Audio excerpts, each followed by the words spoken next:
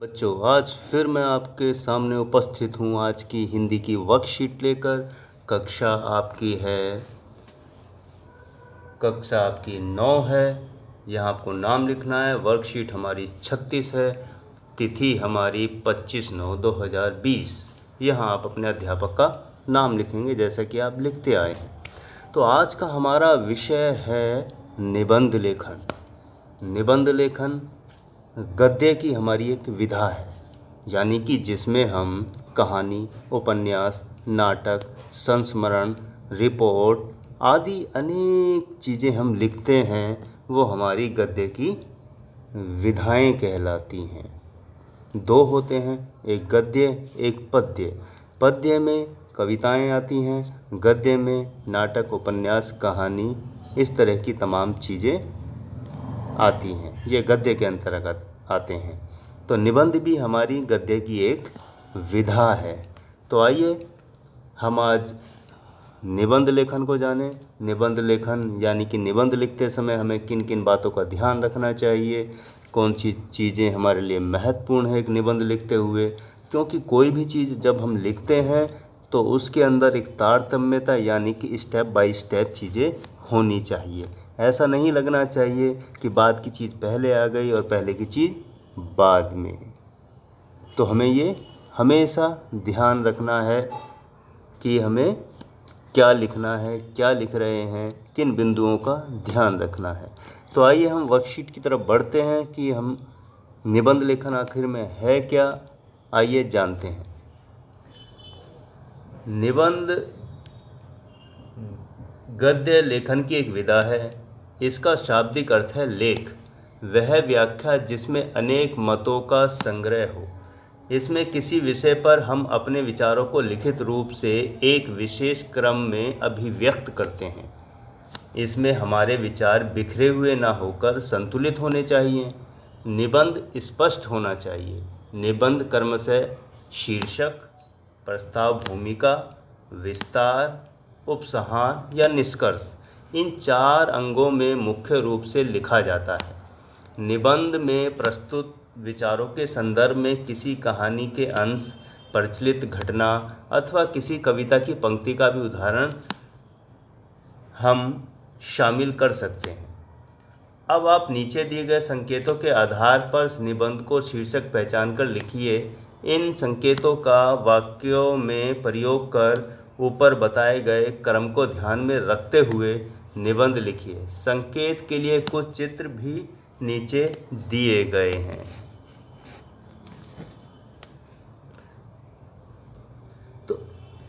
तो हमने देखा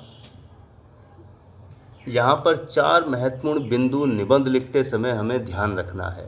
पहला हमारा शीर्षक है, यानी कि टॉपिक जिसे हम कहते हैं। दूसरा है प्रस्तावना या भूमिका। तो पहला हमारा क्या है? शीर्षक, टॉपिक। जो भी विषय हमें लिखना है उस विषय का टॉपिक क्या होगा, शीर्षक क्या होगा, हेडिंग क्या होगी, वो हमें सबसे पहले ध्यान रखना है। उसके बाद शीर्षक के अनुसार हमें उसकी भूमिका, प्रस्तावना लिखनी है। भूमिका प्रस्तावना एक तरह से इंट्रोडक्शन होता है। जब हम किसी विषय को लिखते हैं तो उसका संक्षिप्त रूप में परिचय देते हैं, वही हमारी प्रस्तावना या भूमिका कहलाती है। उसके बाद है विस्तार। विस्तार में हम जो चीज़ें हमने प्रस्तावना में लिखी हैं उसको फैला जब हम देते हैं शब्दों के माध्यम से, उन्हीं विषय को जो हमने प्रस्तावना या भूमिका इंट्रोडक्शन में लिखा है उसी को हम विस्तार दे देते हैं, बड़ा करके समझा देते हैं, अपनी बात को और स्पष्ट कर देते हैं, तब वो विस्तार कहलाता है। विस्तार के बाद हमारा उपसंहार या निष्कर्ष आता है। उपसंहार निष्कर्ष होता है आपके निबंध या लेखन का अंत। उस अंत में हम भूमिका, विस्तार के द्वारा जो कुछ महत्वपूर्ण अंत के बिंदु हैं वो हम निष्कर्ष में डालते हैं, और निष्कर्ष में हम गुण, दोष, अच्छाई, बुराई और सबसे महत्वपूर्ण होता है अपना निष्कर्ष देना, यानी कि उस विषय के बारे में अपना विचार देना। ये महत्वपूर्ण है। देखिए, हमने 4 बिंदु जाने निबंध लिखने के। पहला है शीर्षक, दूसरा है प्रस्तावना या भूमिका, तीसरा है हमारा विस्तार, चौथा है हमारा निष्कर्ष, उपसंहार, जहाँ हम उसका अंत करते हैं। तो निबंध लिखते समय और भी अन्य बातें हैं कि वाक्य जो है रिपीट ना हो, उनकी पुनरावृत्ति ना हो, वाक्य सरल हों, वाक्य छोटे हों, विचार स्पष्ट हों, जिस भी विषय पर आप लिख रहे हैं। इन्हीं कुछ बिंदुओं का ध्यान रखते हुए हम अपना निबंध लेखन का कार्य पूरा करते हैं और हमें पूरा करना चाहिए। अब आइए आगे बढ़ते हैं। हम जो हमें निबंध लिखने के लिए कुछ बिंदु दिए गए हैं उनको देख लेते हैं कि वे क्या हैं। ये आपकी स्क्रीन पर ये बिंदु दिए गए हैं, यहाँ हमें शीर्षक भी देना है। तो आइए इसको पढ़ लेते हैं, फिर अपना निबंध लेखन का कार्य शुरू करते हैं। स्वतंत्रता यानी आज़ादी। भारत लगभग 200 वर्षों तक अधीन रहा। देश गुलामी से आज़ाद हुआ। बहादुर लोग देश के लिए अपना जीवन समर्पित कर दिया। देश को स्वतंत्र कराने के लिए अंतहीन बलिदान दिए। देशभक्ति, देश प्रेम के लिए उन्हें याद किया जाता है। इनका कारण स्वतंत्र है, इनके कारण हमारा देश स्वतंत्र है। देश को अन्याय और शोषण से मुक्त कराने के लिए लड़े, लोगों की सुरक्षा के लिए तत्पर रहे। इस परिस्थिति में गुजरे यह यातनाएं सही, जन जन को प्रेरित किया, स्वतंत्रता आंदोलनों का नेतृत्व किया, मौलिक अधिकारों के प्रति जागरूक किया। इनकी अंतहीन सूची है, जिनमें से कुछ प्रसिद्ध जैसे रानी लक्ष्मीबाई, महात्मा गांधी, भगत सिंह, उधम सिंह, राजगुरु, सुभाष चंद्र बोस, चंद्रशेखर, सुखदेव, सरोजिनी नायडू। तो कुछ अज्ञात, कुछ ने शांति से तो कुछ ने उग्र रूप से अपनी भूमिका निभाई। इनके निस्वार्थ एवं कठिन परिश्रम के कारण देश आज़ाद हुआ। इनके अनमोल प्रयास बेकार ना हों, इसलिए हम भी एक जिम्मेदार नागरिक के रूप में अपने कर्तव्यों का पालन करना चाहिए। तो आपने देखा कि हमने इसको पढ़ा। जैसा कि सबसे पहले हमारा शीर्षक लिखा हुआ है, ये हमारी भूमिका प्रस्तावना है, ये हमारा विस्तार है और ये हमारा निष्कर्ष है। तो आइए अब इसके आधार पर हम निबंध लेखन का कार्य शुरू करते हैं, ताकि आपको सहायता मिले, आप समझ सकें कि बिंदुओं को किस तरह से प्रयोग किया गया है निबंध में। आइए हम देखते हैं। स्क्रीन पर हमारा निबंध है, जो आपकी वर्कशीट में मुख्य बिंदु दिए गए थे जिनके आधार पर हमें निबंध लिखना था। तो आइए स्क्रीन पर निबंध तैयार है। अब उसकी सहायता से हम जानते हैं कि हमने बिंदुओं को किस तरह प्रयोग किया है। आइए पढ़ते हैं। शीर्षक हमने रखा है वीर स्वतंत्रता सेनानी, क्योंकि आपने देखा वर्कशीट के नीचे कुछ फ़ोटोज़ भी दिए गए हैं प्रसिद्ध स्वतंत्रता सेनानियों के, जिनमें भगत सिंह है, सरोजिनी नायडू जी हैं, महात्मा गांधी जी हैं, राजगुरु जी हैं, चंद्रशेखर आज़ाद भी हैं।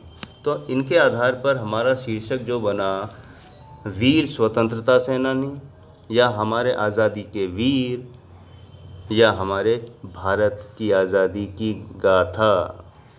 आप कुछ भी दे सकते हैं जो विषय या बिंदुओं के आधार पर फिट होता है।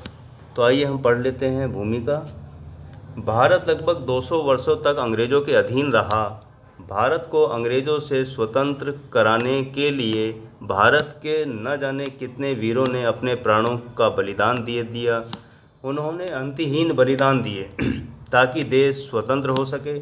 अंग्रेज़ों ने भारतीयों पर भयंकर अत्याचार किए, लेकिन हमारे आज़ादी के वीरों ने उनका डटकर हिम्मत के साथ मुकाबला किया। भारत को स्वतंत्र कराने के लिए अनेक दुख और सभी तरह की पीड़ाएं सही। अब यहाँ हमें भूमिका में एक इंट्रोडक्शन दे दिया है। अब हम बढ़ते हैं विस्तार की तरफ। इसको हमने विस्तार दिया है। विस्तार में अपनी भूमिका में कही बात को बड़ा करके उसको समझाकर लिखा है। हम भारत के लोग आज भी उनकी महान देशभक्ति और अपने देश के प्रति अटूट प्रेम को याद करते हैं। देश को अन्याय और अंग्रेज़ों के शोषण से मुक्त कराने के लिए वे लगातार लड़े। भारत को आज़ादी एक ही दिन में नहीं मिली थी। इसके लिए हमारे वीर सेनानी वर्षों तक संघर्ष करते रहे, लड़ते रहे। वैसे तो आज़ादी की लड़ाई में सभी भारतीयों का योगदान रहा, लेकिन कुछ महत्वपूर्ण नाम हमेशा याद किए जाते हैं, जैसे भगत सिंह, उधम सिंह, सुभाष चंद्र बोस, महात्मा गांधी, राजगुरु चंद्रशेखर आज़ाद, जिन्होंने खुलकर अंग्रेज़ों का मुकाबला किया और भारत की आज़ादी में महत्वपूर्ण भूमिका निभाई। उन्होंने स्वतंत्रता आंदोलनों का नेतृत्व किया और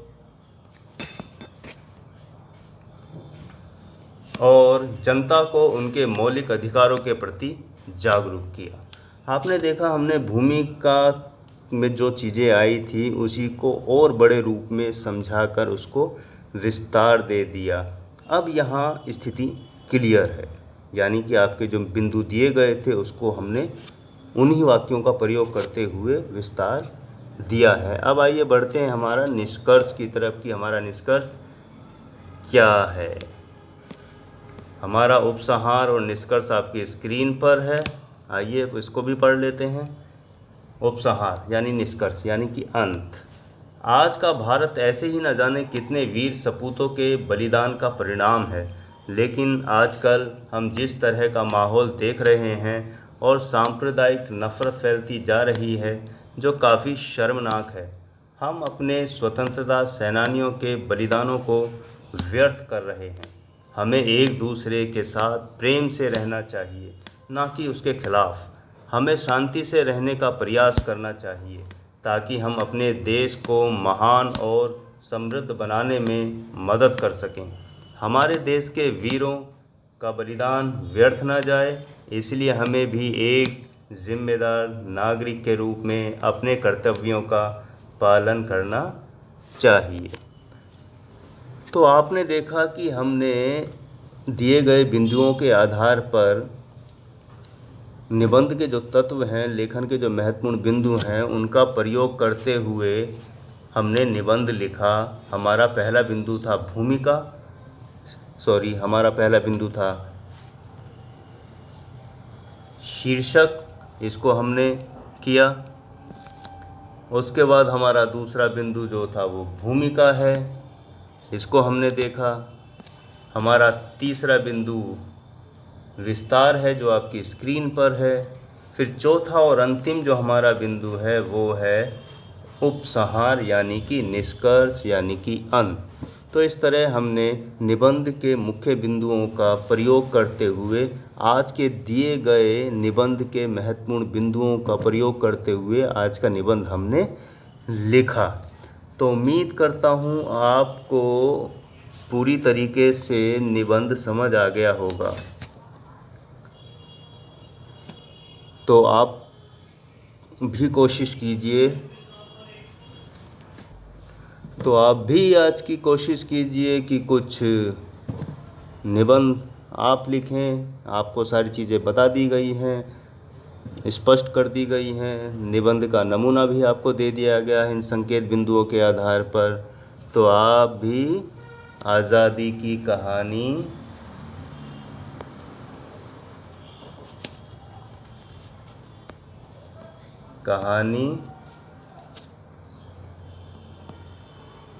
लिखें।